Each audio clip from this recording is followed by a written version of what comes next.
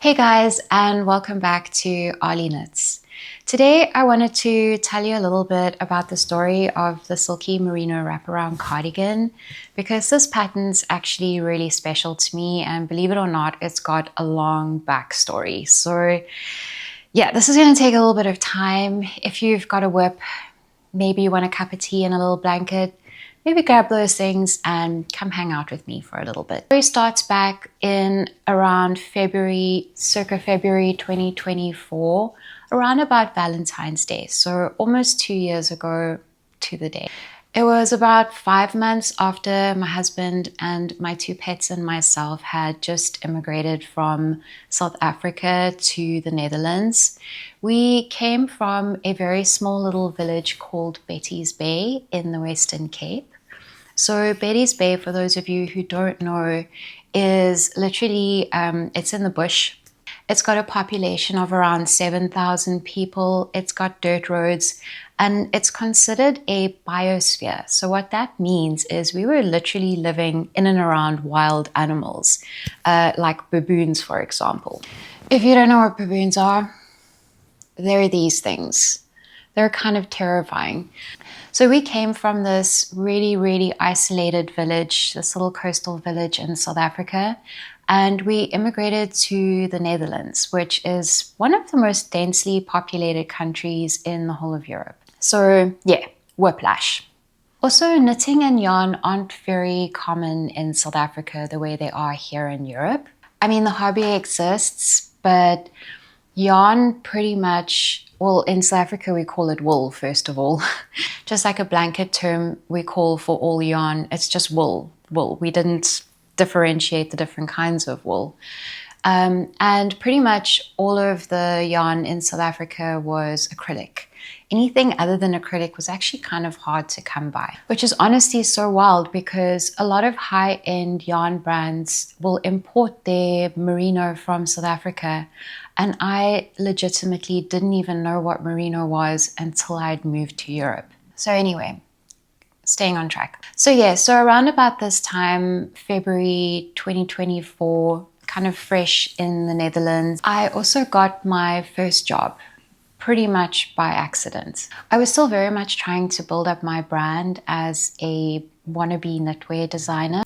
And my process back then pretty much entailed coming up with a creative thought, contacting yarn brands, and then asking them to supply the yarn in exchange for content on my social media. And back in December, like literally about 2 months after we immigrated, I'd come up with a really, really basic, really simple project called How to Knit a Top-Down Raglan t-shirt. It's these ones over here if you're interested in the videos. So yeah, I just Googled yarn companies after I'd come up with this concept, and one of the first things that came up in my search was a shop called Stephen Penelope. And I ended up just clicking through their website. I honestly had no idea how popular a store that was. I had no idea about anything about them. I'd heard of Stephen West, kind of like just on my social newsfeed, but I had no clue that Stephen was the component of the Stephen and Penelope store. And while I was on the website just poking around, I saw that they were hiring, and I was like, well, I might as well shoot my shot. So I sent an email, literally a 2-part email. It was like, hey, do you want to collaborate on this project? And I also see that you're hiring. Is that position still available? And I sent it. No thoughts.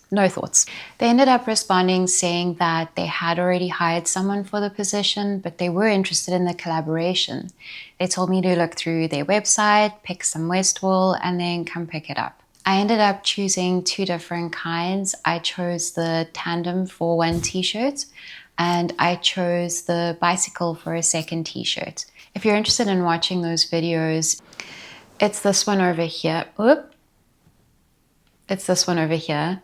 You can actually see me going into the store that I had no idea I was going to start working at. So that one was called How to Knit a Top-Down Raglan t-shirt. So yeah, I did that and I kept doing that, coming up with ideas and soliciting yarn brands. Same process, different companies. And it was around about that time that the idea for the Silky Merino Wrap-Around Cardigan came into my mind. At the time, wraparound cardigans were extremely popular. They were absolutely everywhere and they were so cute and I wanted my own. I had a rough idea of what I was going to do and I reached out to Malabrigo Yarns, and I pitched them and they were interested. I also want to preface at this point, having just come from South Africa and having not really experienced too much about the yarn world and knitting from a European or even a Northern American standpoint, I was exceptionally naive. So I was kind of just playing, just having a really nice time without understanding what yarns were what, right? And when Malabrigo agreed to collaborate, I was just like, woohoo! I clicked through on their website, I looked around and I was like, that's a pretty yarn, that being the Silky Merino. I saw this color and I was just like, wow. And they'd managed to photograph it so that you could see the sheen. I didn't even understand how silk makes things shiny. So I picked out that yarn in particular. This one, if anyone's interested, a Silky Merino. And I had no idea what that even meant. And shortly after that, while my yarn was still in the post, I got another email from Stephen and Penelope saying they were hiring again and was I interested? Did I want to come in for an interview? And I was like, absolutely yes. No thoughts. And for a little extra context, I live in a town called Hoofddorp. So that is about an hour and a half commute via public transport from where I am now to Amsterdam. And remember, I've just immigrated from this tiny little village in South Africa where baboons are literally running around in my garden, to the Netherlands, which has got a lot of people. And I think I'd only been to Amsterdam twice. And this was where my interview was going to be taking place. And for a little extra context, both times I had traveled to Amsterdam had been an absolute disaster. First time I went in there was for my residency permit. I got lost, my phone died, and I got stuck in a very aggressive downpour. And I ended up having a horrible autistic meltdown because, and I say this neutrally, maybe it's just Amsterdammers, but Dutch people aren't super open to being asked for directions. It's kind of just like, figure it out. The second time I traveled into Amsterdam on my own, I accidentally got on the wrong train and ended up going in the opposite direction to Belgium, which I only figured out in about an hour into that trip. Also, for another layer of context, public transport is nothing like it is in Europe back in South Africa. You can take trains and buses. Taking a train is kind of like taking your own life into your hands, and the buses don't operate anything like they do in Europe. Most of the time, you're going to end up taking something called a taxi that we call in South Africa, which is basically just a minibus and it has routes. You stand on the side of the road, you flag it down, it stops, maybe it doesn't. You jump in and for about 50 cents, you take it and get off wherever you want. Again, these aren't safe, but they're the most common. Most people who can afford it do drive in South Africa. I hadn't gotten my driver's license, but that's another story. I'm trying to stay on track. So yeah, this was my third time taking public transport on my own into Amsterdam. And it was for a job interview at Stephen and Penelope. I was honestly like, if I just make it there and back, that's a win. That was my clearest objective at the time. And I made it to the little cafe where we had arranged our interview, which was just up the road from the old store. And I saw the two directors and the shop's manager at the time sitting there. And I just walked over, put on a brave face, sat down and kind of sold myself. I remember thinking, this is going really well. And at the end of the interview, I literally said to them, so when should I start? And they looked at me and kind of laughed and said, yeah, we've got 2 more interviews after you, but we'll let you know in a week or 2. And I jumped back on the PT, made my way home safely, and played it over in my mind about 1,000 times and decided that I was probably really embarrassing and they most likely thought I was very weird. But apparently not. Because approximately a week after the Malabrigo yarn arrived, I got another email from S&P saying, hey, you got the job, and you know, the details that ensued. And so I started working there as a sales associate. And that job was a core life experience for me. It truly opened up my eyes to the world of yarn and knitting and patterns and pretty much everything that I am so immersed in now. I learned all about bases, plies, thicknesses. I learned about different needles. I learned about patterns because I had never read a pattern before. I'd never even written my own patterns before. I was just winging it and documenting my winging process, uploading this onto whatever social media platform and calling it a tutorial. I remember customers coming in and asking me these really complicated questions about construction and design and being absolutely unable to answer them. I would call over my colleagues and then just sort of lurk in the background like a little creeper, absorbing all of the information, listening to everything like a thirsty little sponge. I was just obsessed. It was really eye-opening, and it was actually a little bit scary because it was the first time I became aware of how little I knew about this thing that I was deeply invested in. I remember one day working there, seeing Malabrigo on their wall and being like, whoa, this is a real brand. It's a popular brand. And they said yes to me. In truth, it really did feel like being paid to go to yarn school. And yeah, I'm so grateful for that experience. So anyway, back at home, I'm taking all of this knowledge, I'm applying it to everything I'm making, and I'm busy working on the Malabrigo Silky Merino Wrap-Around Cardigan. I made a lot of mistakes, I did a lot of frogging, I learned a lot of good lessons, and I just kept trying and trying again. I ended up using this particular stitch that I'd found in a Russian pattern years ago. It was like a printed out, literally Russian pattern. I was Google translating with my phone. The stitch that I ended up with looked literally nothing like the stitch did in the picture in the pattern. And I just thought to myself, okay, well, I think I've just created something new. This is mine now. And then this was the end result.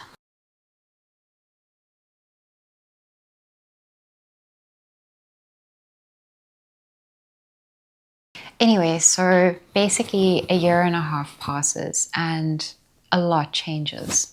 I ended up getting promoted twice within that company. So I went from sales associate to senior sales associate, and then eventually I became store supervisor.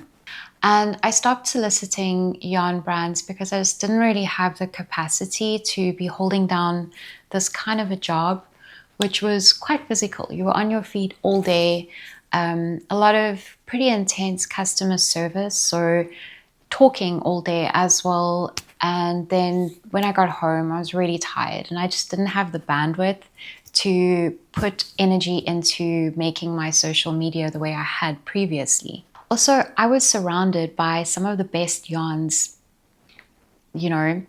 I just wanted to buy them and play with them and experience all the different kinds. So what I did was I ended up taking like a gap year, and I called it my design year. And in that year, I played around with different yarns, different textures, different patterns. I documented all of them, and I kept them stored away for when the time was right. And the right time came just as abruptly as this entire experience had. You may be seeing a pattern. I guess I am too. So what happened was I started to feel a burnout creeping in, but I didn't really know what that was, and I didn't really want to acknowledge it. So I just pushed through it. And I pushed and I pushed and I pushed until, unfortunately, I had a terrible break. I had a massive panic attack at work. I started shaking and crying uncontrollably, and I ended up having to run out the store because I couldn't stop. I couldn't stop it. It was extremely humiliating, and it was also terrifying because I'd never been through anything like that before. And after that, I was basically bedridden for a little over a month. I made a whole video about how I recovered from that burnout for anyone who's interested. I did make it like shortly after recovering, so there was still a little bit of mental fatigue. But yeah, it's called How I Recovered from a Burnout. And all of this happened around my birthday, which was kind of the worst part. I remember turning 41 in bed sobbing because I didn't know how I was going to move on from this. I didn't know how I would recover, and I didn't know if I would be able to work again. I was experiencing such intense symptoms that I was a little concerned I had suffered some neuro damage. And that was when the idea of trying to pivot into starting a little knitwear design business came to my mind. And I decided to start with the first pattern, the one that all of this began with. And I began test knitting and writing the pattern for the Silky Merino Wrap-Around Cardigan, but this time in pink. And I refined the pattern, including parts on how to create a little bit more lax or ease for the torso bands, and also how to make the sleeves bigger or smaller. And it was the one little thing that I could control, and that's how it became something so incredibly special to me. That's the story of the Silky Merino Wrap-Around Cardigan. It's a bit of a long one. And if you're still here and you want to know what the pattern entails, I'm about to go into that now. So to begin with, I would consider this pattern advanced beginner to intermediate. So somewhere in between those two categories. It is constructed in panels initially. So we have panel A, panel B, and the back panel. Panel A, front panel, panel B, front panel, and the back panel. The sizes range from a small medium to a large, extra large, but I have helped other people customize it to fit their particular bodies. I've also helped people modify it to work with yarns that they prefer. So I do that. You can reach out to me. I'll do that for you too. The yarn that I designed it with is obviously Malabrigo Silky Merino in the color Fresco Seco. Green, very green. This is a DK single ply yarn. What that means is it hasn't been twisted very aggressively. It's only been twisted once or lightly. And that results in it being quite spongy and poofy and can easily be brought back to its original fiber position. It is a DK weight. It is hand dyed, so there is variegation in it. Because of this particular stitch that I used, you don't really see that variegation, but it does exist. It's very light. It's like a little mirage. Both of these samples that I'm wearing in the green and in the pink are the small medium size. I recommend a needle 3.5. But again, I can walk you through adjusting to a needle that feels more comfortable for you. So maybe you prefer a 4. I learned during the process that silk and particularly silk merino blends grow quite a lot in the blocking process. You could use a yarn that doesn't grow very much during the blocking process. That's also an option. But I think it works best in a drapier, roomier yarn. So you could also use, for example, yak or baby alpaca or a single ply, again like the Silky Merino. Basically any yarn that's going to bloom a little bit, grow, drape. So we begin right at the top shoulder and we cast on a few stitches here. And then we knit out a little triangle. We're increasing exclusively on the one side the whole time. I do recommend in the pattern wrapping your increased stitches around something called barber cords or stitch holder cords. It's basically like a silicone cord holder. It just makes it so much easier to see and find those stitches later when you need to pick them up. The stitch itself is something of an eyelet lace stitch. It's really simple. It's a 4-row repeat. So what you do is you purl, turn around knit, turn around purl, and then on row 4 you yarn over, knit 2 together, yarn over, knit 2 together, yarn over, knit 2 together, etc. and repeat. It's so simple. And it looks like this. It's super cute. I really love it.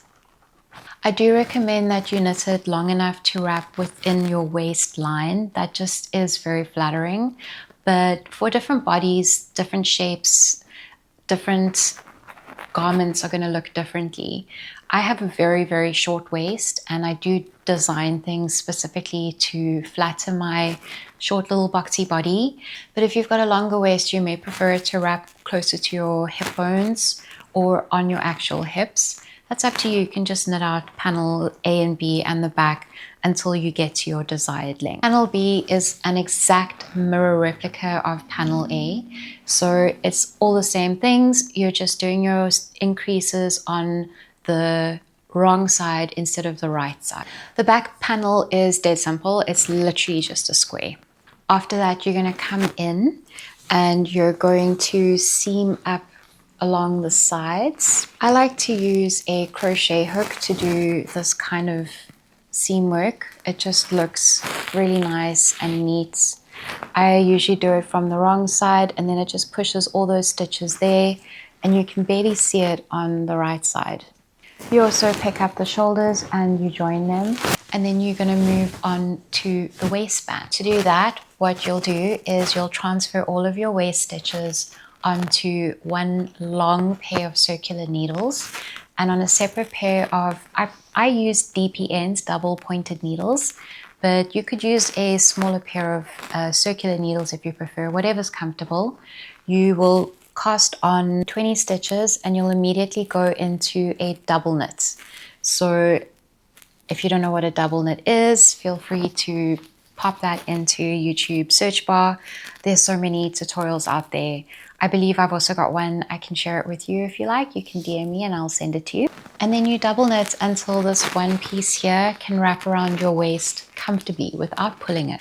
Or even longer if you like to have a pretty little bow in the front. I ended up making this one with much longer waistband ties. Once you've knit out the entire waistband, you move over to add the torso band. This is where the pattern breaks off into 2 different components. You then begin to pick up all of these stitches, and with the recommended rhythm for your particular bust size, you will add this double knitted band onto the torso stitches. And once you've done that and you've come all the way back around again, you're ready to pick up your arm stitches.